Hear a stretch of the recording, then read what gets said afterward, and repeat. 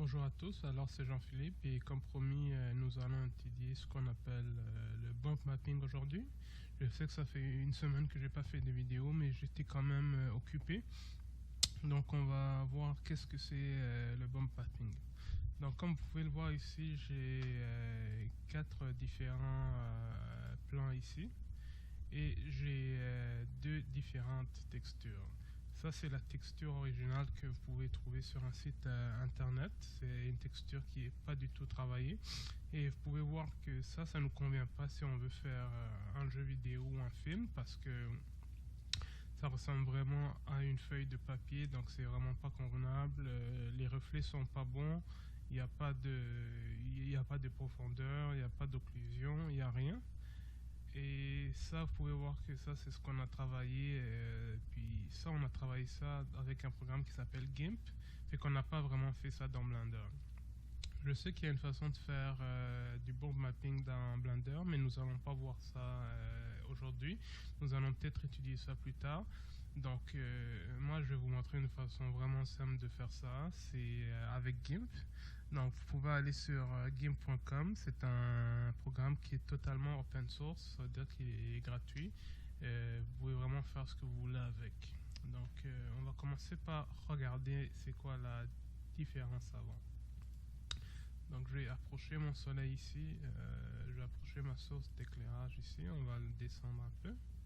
Puis vous pouvez voir que c'est vraiment une feuille de papier.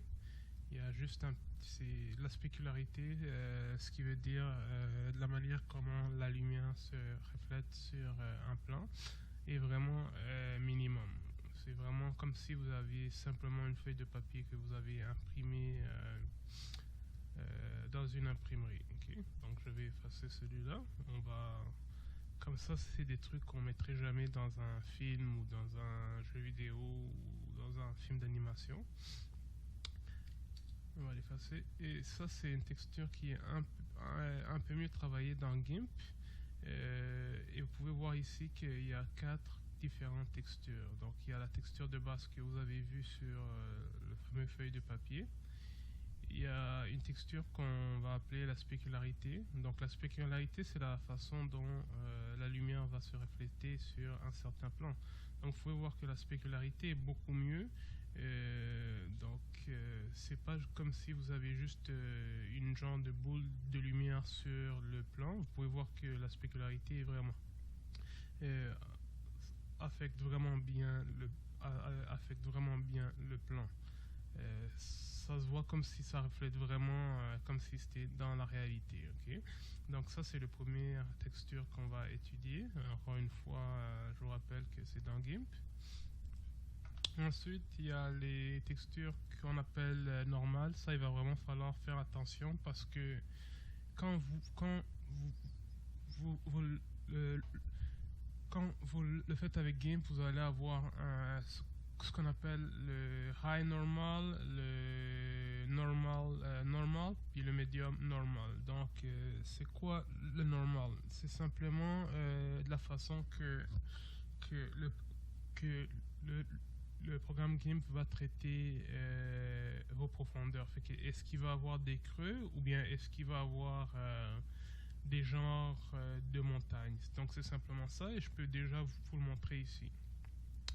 Donc vous avez juste à cliquer sur votre texture ici et vous allez aller dans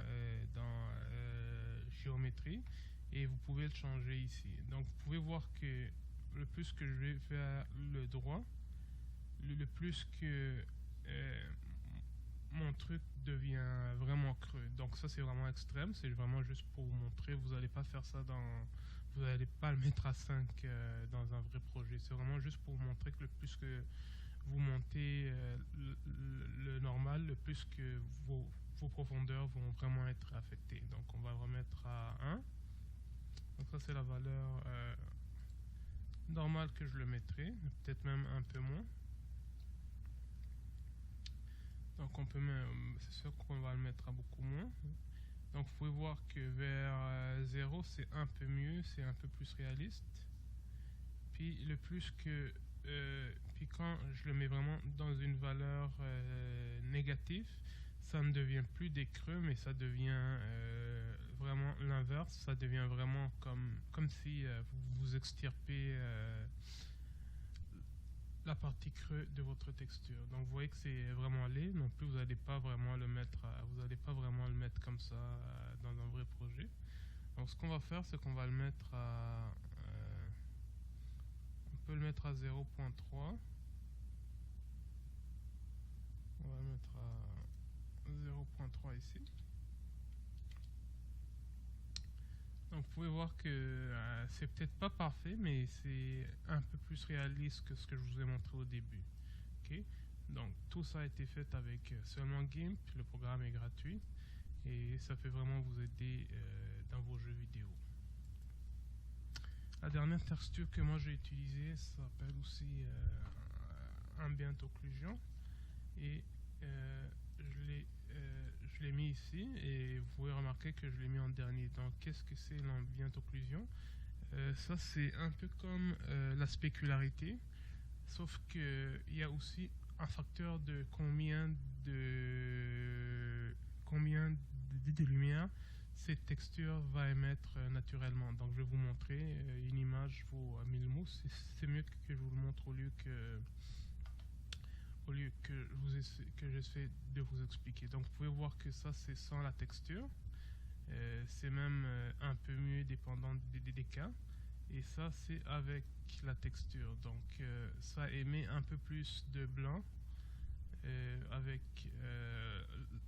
la texture. Donc ici il faut vraiment jouer avec ça aussi, il faut pas vraiment faire n'importe quoi, parce que ici je l'avais mis vraiment, si je le mets vraiment extrême, ça va paraître comme une texture qui était en noir et blanc. Donc il faut vraiment faire attention, il faut le baisser quand même pour que ça paraisse réaliste.